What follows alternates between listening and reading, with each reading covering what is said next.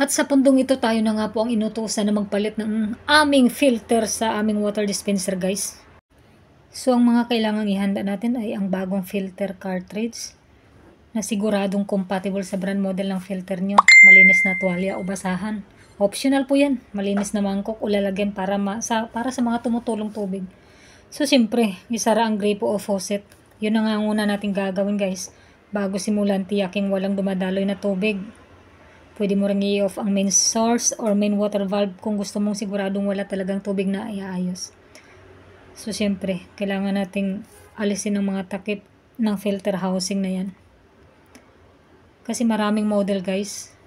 May takip na iniikot at meron ding counterclockwise para tanggalin. Yan po ay kailangan po nating iangat kasi yan yung pinakalock niya. Hindi po siya counterclockwise. Gamitin ng kamay lang kung kayang-kaya. Kung masikip naman ay pwedeng gumamit, so na-open na nga. Kayang-kaya ko pa. Mag-ingat lang sa pagtapon. So ayan, alisin ang lumang mga filter cartridge. So siyempre kailangan po nating maghanda ng ating basahan. Kasi guys, pagkuha mo niyang cartridge na yan, ay talagang merong tubig na bubusagak yung konti.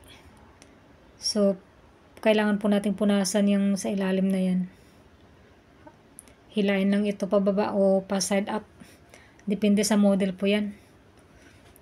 At itatapon natin yan mamaya-maya. Pero recyclable po yan, guys, ha. So, yan. Isa na nga. So, pagkatapos nating yan, guys, kailangan po nating linisan ang loob ng filter housing. Gumamit ng malinis na basahan. So, for malinis naman yan, guys, punas-punas ng konti. Kung may kalawang, lumot, o anong merong mga alikabok-bok dyan.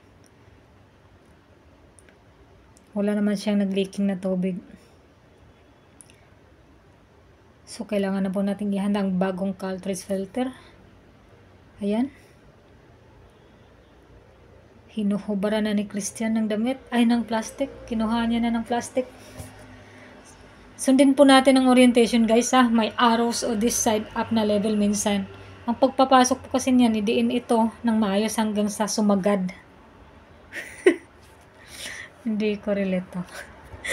O i-click. Kung may locking mechanism naman. Ano daw yun? Idiin ito ng maayos hanggang sa sumagad o i-click. Kung may locking mechanism. Napaka-green minded ko talaga.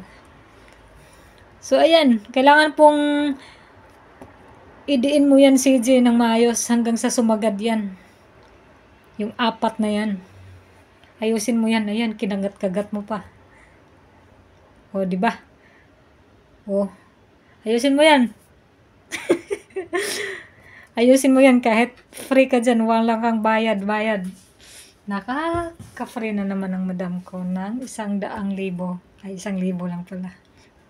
O, diba?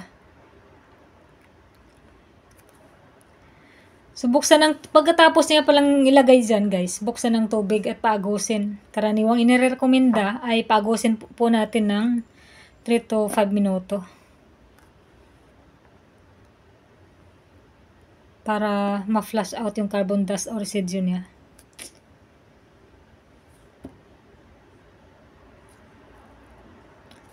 So, ayan, ilagay na po natin lahat. At konti na lang. So, ayan na nga, guys. Tapos na. Ilagay ulit ang takip.